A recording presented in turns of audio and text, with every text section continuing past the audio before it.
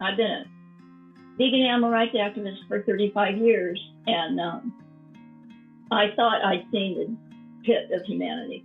I thought I had seen the worst we could get, and it is just atrocious.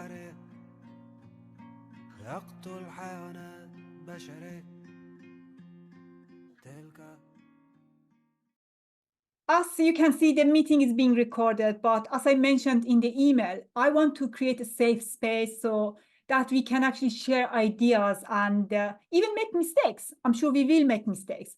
So if you don't want to be in the video that will eventually be shared publicly, then just let me know and I remove that.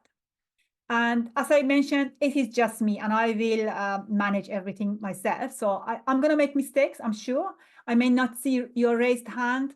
I may overlook comments in the chat, but I'm not ignoring anyone. Just give me a nudge and don't take it personally if it happens. More importantly, I believe we are all work in progress. So none of us has the answers. We may say the wrong thing. We may say something which is not politically correct. So that can happen. Let's try to be non-judgmental and always assume the best in each other.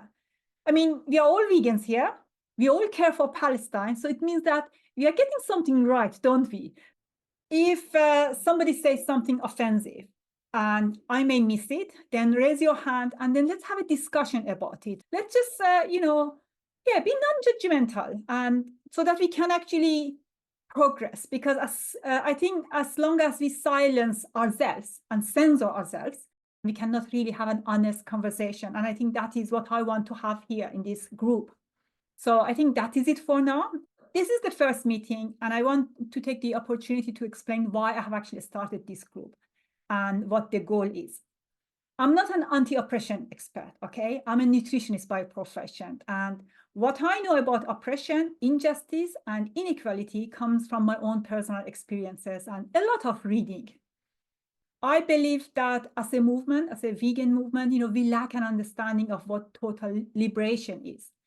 I mean, we call it total liberation, and it sounds so bizarre. It is as if there is such a thing like partial liberation. I mean, it should be liberation and that's it. So what happened is that in 2020, when we had the BLM movement, I noticed that there's quite a lot of racism within the vegan movement. And there were a few vegan voices, mainly, people from the global majority who tried to address that. But I was shocked that even they would openly admit that they wouldn't include internalized racism in their discussions. And I find that is actually a very important part of why there is still so much racism out there. And then, in 2021, the Israeli occupation forces stormed the Al-Aqsa Mosque. And I have been supporting Palestine for decades. So each time there is an escalation, I will post about it on social media. And I remember in 2021, I was really frustrated because just like today, there was silence, within the vegan movement.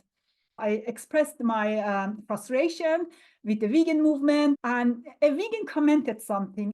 BLM was a completely different situation where almost everyone shared the same opinion, and equalization of people of color is considered to be something standard by now for good reason. Right now, we have a situation where society, people are very torn apart. So whatever side an organization would take, it would result in anger and loss of support on the other side. And he continues saying, there is absolutely no advantage for a vegan organization to take a stand here due to the above reasons. They want to reach everyone and make people aware of the advantages of veganism, etc. And taking a stand here would only potentially cause damage to them. Sounds very much like what we are having right now, doesn't it? At that time, I had the idea of creating a reading group, we would read about these things and discuss it. But I always thought, okay, I'll do it later. So when October 7th happened and during this genocide, and I felt like, that is nothing like we have ever seen before. This is different. And vegans are still silent. So I just felt like I'm going to do it now.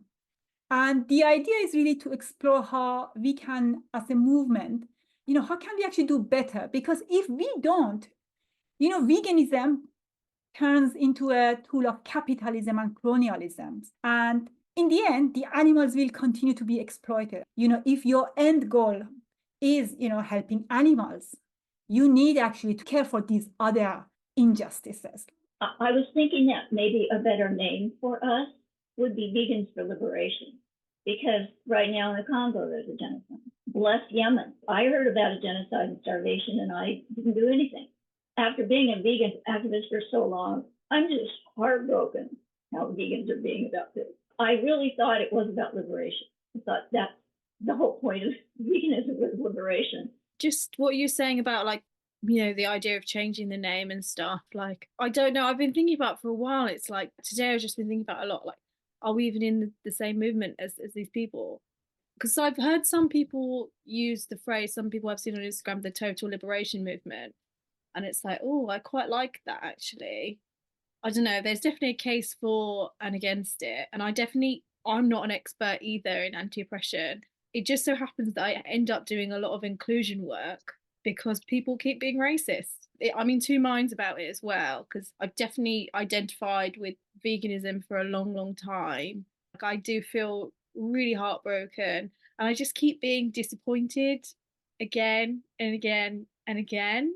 It just feels like we're in two separate worlds. So yeah, I agree. It's almost like two parallel universes. Do you just think, do you see what is happening in my universe? No. I can definitely echo the sentiments of Ada and Unicorn. I think this genocide has kind of been a massive wake-up call for me, because I too thought that being vegan for the animals entailed a liberation for all sentient beings, because humans are animals too. I think one of the hardest lessons I've learned is that anti-speciesism does not guarantee anti-racism.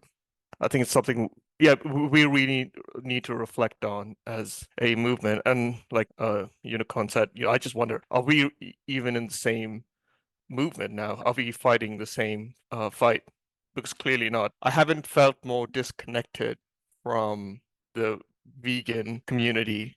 It does feel like a betrayal. Yeah, I'm definitely reevaluating how we should go forward as a movement. I do think this vegan movement needs an intersectional overhaul, because right now, the way I see it, the vegan movement has a lot of human exceptionalism. I think a lot of vegans rationalize ignoring this genocide, saying that, oh, this is a human issue, so it does not concern me. Veganism is purely about animal rights. And when they say animal rights, they mean non-human animal rights. They think it gives them a free pass to hold on to their prejudices against other human groups. So I think this human exceptionalism, that needs to be addressed. One of the things that you actually said, Tariq, anti-speciesist and anti-racist, kind of like two different movements. But can we actually can we separate these issues? Because let's face it, in any movement, if it is vegan movement, other social justice movements, human rights movements, we are humans, so we are dealing with other humans. So if we ignore the oppression of other humans, if we don't understand the oppression of other humans, we will end up oppressing other humans. So we are going to be oppressive, not only against non-vegans, but also against other fellow vegans. As a result, we are not going to make any progress, because we are going to put off people, like it has happened now, isn't it? I'm sure you know that quote by Philip Woolen, I think. He says, vegan is such a beautiful word. And I always felt, yes. And I always said proudly, I'm vegan. But I don't know if I want to be labeled as a vegan now. And I have received a few other messages from people saying that we should change the names. We are not alone in how we are feeling.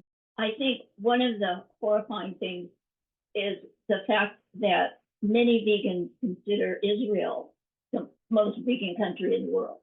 I really thought most vegans were in it for liberation. It's about plant-based. And it is interesting because a lot of times we keep saying veganism is not about a diet, but it looks like it is, isn't it? Yeah, I just did a deep dive on Israel being a vegan country, and I learned that Israel, they kill more chickens than any other country in the world. And there's a lot of, when you hear that Israel is this progressive vegan country, even they market their military as being animal friendly and vegan friendly and compassionate. It's just propaganda. And this ties in what you guys were talking about earlier. One of the main pillars, I think we'd all agree, one of the main principles of veganism is compassion. So if that's the case, then how could you be, with the genocide going on? And as far as like most polls, most studies, everything I've read, the majority of the Israeli population is on board with the genocide, and particularly the younger generations. I was just mentioning that to my wife. That's what's screwing me up in the head the most, more than anything, is that it's not just a crazy government and crazy leadership and these corporations that we know are more often than not evil. It's the majority of the population is indoctrinated, is brainwashed. So I wanted to mention the compassion component.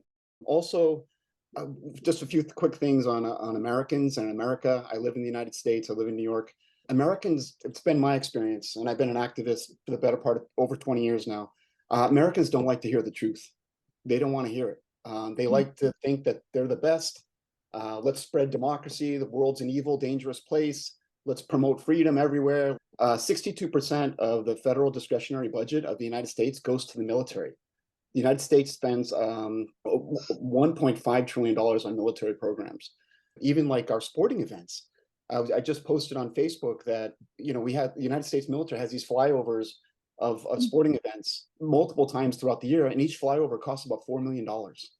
And they're meaningless, except that they indoctrinate children and they use them as recruitment tools, because kids look up and they're with their family and their favorite idol and sports celebrities playing on the field, and they see this military, this jet fly over going however many miles per hour. So when I think about the American culture, and you could argue I would submit that it could be one of the most spiritually vapid countries in the world. I think our work's cut out for us. One thread I think is compassion. If we put emphasis on compassion, I love the name Vegans for Liberation. That's great. And I don't know what the answer is, but I think the term compassion has to be included somehow, some way. I think since we're all flawed, we're all human beings, one thing to keep in mind too, and it's mostly due, we know it's the biggest contributing factor to premature death is the standard American diet, right? The SAD diet. Americans, and I would guess this is true for a lot of people around the world, Americans are sick. 71% of Americans are obese or overweight. 90% of Americans over the age of 60 are on at least one prescription drug. Most are on multiple prescription drugs. 1 out of every 2 American has taken an antibiotic in the last 30 days. I think the human experience and wanting to be right about everything and wanting to be a leader and not wanting to consider the food on your plate and not wanting to hear the truth because you want to think of yourself. I grew up in a white supremacist household. So I know that mentality of, wanting to think you're better than everybody. My point with Americans being sick is that it's really difficult for them to take on too much. And I want to be compassionate even to them, because I do believe most people are good, and that includes Americans. But I just know Americans are sick too. I'll shut up now, but thanks for listening. I love what you guys are doing. This is cathartic for me because sometimes I feel so isolated and alone, and having everything you guys have shared, I've had the same thoughts for months now. Thank you, Mike. I just wanted to say something, what Mike said about Americans don't want to hear the truth. I don't think it is just Americans, it is everywhere. And I don't think it is about not wanting to hear the truth. I believe it is, we want comfortable lives. How can I make it easy for myself? It's better not to know that people are bad, because then I'm not going to feel safe when I go onto the street. Little things like that. We want to keep it happy. We like happy, It's not about not wanting to hear the truth. Does that make me happy? Does that keep me happy? So I want just to hear what makes me happy. And I think that is what we do, like kind of this mental gymnastics, change it so that life is good, I live in the best, the most secure country, so nothing can happen to me. So I can go and, live my life. But as Unicorn was saying earlier, some of us, we don't get that option because life throws obstacles at us and we have to deal with it. So we are forced actually to see the truth and see what we are going to do with it. I am just so honored and delighted to be here today amongst this group of people thinking about and talking about what others are afraid to express right now. And I want to say I resonate with a lot of the comments made. Rita's comment about liberation and a name change is of great interest to me as well, how it all fits together. I've been faith-based animal rights vegan, ethical vegan for 16 years now, and I've always noticed the disconnect between the faith-based groups that are human-centric and then us vegans that are, we want creatures forefront. And I pray this will be a healing for both worlds, to bring them all together as they should have in the beginning. I will go as far as to say I'm active in the movement, and there's racism and sexism and all the other isms in our movement. And if we can come together as a small group and birth something that can be shared with others, I think we can have a profound impact in not only individual vegans who don't know where to come and are feeling this way, but the movement as a whole, because it's splintered right now and it needs us. It needs people like us standing up and having these discussions. And I'm so grateful that Vida invited me to this group. I'm in Australia, and I just wanted to share an experience that I've had recently. So in Australia, we had a referendum to change the constitution, and this was to give First Nations people recognition, and also to give them an advisory body. And it's a campaign that went on pretty much most of the year, and then the vote was in October, on the 14th of October. And during that time, I think it became such a shock to me that some of my closest friends and people I know in group didn't actually support it. It was I don't know if any of you heard it in the news, but it didn't pass. Only 40% of the population of Australia supported something, which the experience has been shocking, absolutely shocking. I was so shocked to find out that people within my own circle and groups that I know wouldn't support it. It was so heartbreaking that it didn't happen. It was so heartbreaking. And then right off the back is then the devastation and atrocity in Palestine. And it's made me kind of reflect, what is going on with people? Why aren't they supporting these issues? And in fact, I was a director of an animal activist group. And because of the president's position, she was against giving Indigenous people a constitutional recognition in an advisory body. It basically split up our friendship. I could no longer be friends with someone whose values were so different to mine. And I was the person that was organising the speakers at the upcoming Animal Activist Forum, and she was one of the other people. And because of our values were so different, I've actually had to resign from my position. Some animal activist groups in Australia did support the referendum, and they put positions forward, public positions, but others were against it, which I was shocked with. And now what we see even now is so few groups, even less groups, are saying even anything about the animals. And so for me, it's been like 6 months of actually being shell-shocked at humans. And I've tried to understand, for example, even just my friend, why she's like that. She's actually, to be honest, she's quite ignorant. She doesn't know the history of Australia. She doesn't educate herself. She doesn't try. She doesn't have energy because she puts all her time and energy into animals. And she actually gets annoyed when people do other things. They say, oh, there's lots of other people doing things to help humans, but who's doing all the action to help animals? I'm focusing on animals. And I've been involved in animal activism for a long time. I've been a vegan since I was 17. I'm now 51. This has been a thing in my life of being involved, a little bit of human activism like Amnesty International and the animals and the environment. And I'm just floored by the lack of interest by the people. But I actually think it does come down to lack of education and ignorance as well. I think people really just don't know. And they're lazy, like most people. They may care about animals, but a lot of people are lazy. They're lazy thinkers. They don't question this. But I think, like Layla, you're saying, people just want to be happy and live their life. They don't like you bringing up horrible things, I really appreciate you organising this group, Layla. For me, I personally have been struggling lately. I think sometimes I know you need to have a bit of break. I every day do something. I write emails, I get on the phone. Every day I try and do something. And I think that I'm kind of falling apart at times. So I'm kind of interested in the theoretical discussion about this. I'm also interested in how to deal with anger and emotions, how to be constructive, because sometimes I do ring up people and I end up just yelling at them on the phone, having purposeful discussions that are useful. also what actions we can take and Thank you. I really appreciate that. I don't want to be one of those groups where, we just come and it is all about us. How can we feel better, in ourselves? I want to actually, like you say, kind of be constructive, do something productive, to create something empowering. Thank you so much for organizing this. Yeah, I just want to share a little bit of how I've been feeling, and actually in response, to Nez, what you were saying earlier. And I really understand how isolating it has felt in this time, that to an extent, it's made me realize the people I call friends and community before on this such a fundamental issue, we can think so differently. And it does not activate them as much as it does for me when I feel like this is like, we need to stop everything to all eyes on this, right? There's a side of me that feels, this betrayal and isolation.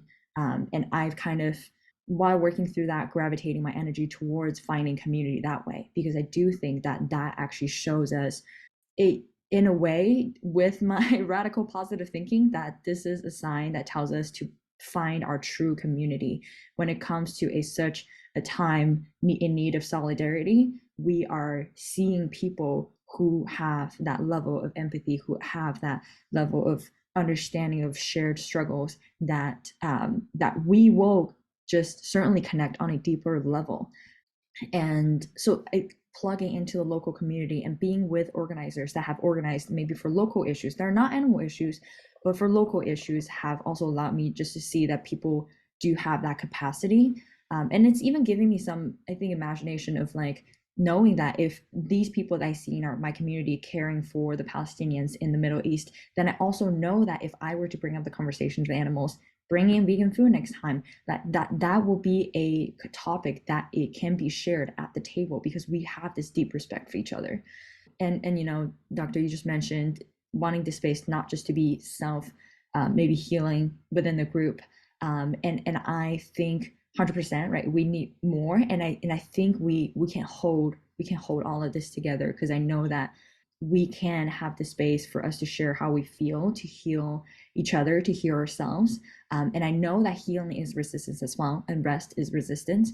Don't want to quite say we need to, but this being able to calm ourselves also allows us to think of different ways and be creative of reaching out to this community. And I know that there are, this rampant individualism of separating people and overrun by consumerism, and then really thinking about these individualistic achievements and desires have separated people from each other, and not allowed us to see the struggles or how similar we really can be. And kind of going back to your point, Ness, when you said that you've been sharing all these links to different people, I certainly have done that as well. And I'm just heartbroken when I get absolutely no response, or not even as something like, I'm sorry you're going through this, right? Something that I remember joining a mental health worker power hour was that a mental health worker shared that, sometimes directing that conversation to the person and relating a struggle that they might already care about is powerful. In this case, maybe a lot of our friends are vegan, and then really starting the conversation with the horrible scenes that we see of animals in Palestine, in Gaza right now, even to see if that can bring up something. I do think that's an entry point. If they aren't even able to get to the point to say, yeah, I feel really bad for these animals in Gaza, like, a part of me feels like, okay, then if the animal part doesn't even connect, I'm not even going to talk about the 75 years plus the 89 days. And for myself, I've decided that there's this community that I tried, and I'm not going to spend any of my energy further on convincing this community. I do think there's a lot of us already. It's about plugging in and joining arms with the people that already care when we're almost 3 months in. Yes, I do believe there are a lot of us, but we are scattered. And I think, that is why we need to find each other. You said quite a few things I want to address. You said something about, being with people who joining local groups who care, for Palestine, and you could actually start talking to them about animals. I remember during the BLM movement, and somebody said, who would you actually prefer, a racist vegan or a non-racist, non-vegan? Obviously, that was a trick question. I didn't answer, but I always believed I would prefer a non-racist, non-vegan, because if they understand discrimination, oppression, and justice, I can actually start a conversation with them about animals, and they would be open to seeing animals as sentient beings and understanding that animals shouldn't be exploited. Whereas somebody who is already vegan and racist, it's very difficult to get them to see why racism is wrong. So I think, yes, it is actually sometimes easier to collaborate and start a discussion with social justice activists. Right now, because of what is happening, we are all shocked. We are so grateful when we find anybody who cares for Palestine. I mean, I know about myself. When I go on the street and I see somebody is wearing a keffiyeh, I'm like, yes, just because somebody is silent doesn't mean that they are not supporting Palestine. And I think that is actually another issue I would like to discuss at some point in our group. How loud do you need to be, when you support Palestine, in your solidarity? How loud should your solidarity be? And one last thing, I think self-healing, rest, all of that is crucial. It's very important. And the reason I didn't want to make it about that is because I saw a group posting about it, a group that has been quiet about the genocide and then saying we need collective healing. And I was like, kind of, healing from what? You haven't said anything, and now you're actually inviting people to come and heal themselves. From what? You haven't actually discussed anything. So I just felt like, no, this space should be everything. And I think that is it again. We separate spaces. But what if we bring everything, in one space and hold it? Yeah, I just wanted to add to something you said, Dr. Leila. I think it's about we have the numbers, but we are scattered, and I couldn't agree more. I remember reading a comment on Instagram yesterday, saying that we're not outnumbered, we are out organized by Zionists, and that couldn't be more true, because I think the amount of organization that I see amongst Zionist circles, it's frankly impressive, because I've caught glimpses of the number of WhatsApp groups there are of Zionists who are targeting pro-Palestinian voices.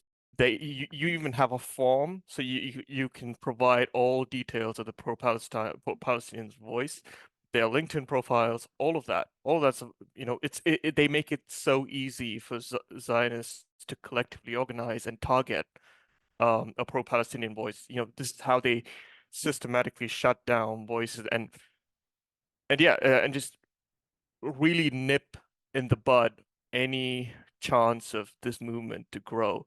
And I think that's what we really lack. We need collective action. We need coordination. We need to be organized. And I think that we are really lacking in that. I've seen that Zionists are so good at doing this. They, if there's a Zionist comment that you can bet your life savings that they have a brigade of Zionists going behind them and liking those posts, boosting those comments. And I've seen they're very effective at that. And I think we need to counter that. And to counter that, we need to be as organized as them. And I cannot stress the importance of that enough. Like, that should be one of our biggest takeaways. How do we organize? How do we be effective? These are some lessons that we can learn from the Zionists, like how they're so good at doing this, because they really don't have the numbers. They just are organized. They have an edge over us because of that. I think one of the reasons, vegans, especially, we are talking about vegans here, are not organized is because there's a lot of competition.